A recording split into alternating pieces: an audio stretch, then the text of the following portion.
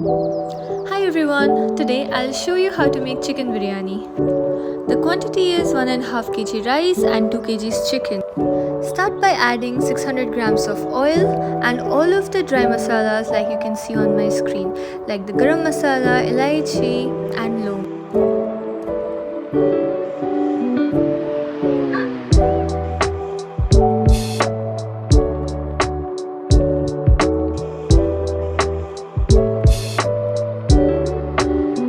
Once all the masalas have been cooked well, add 700 grams of onion and wait until it is becoming golden brown.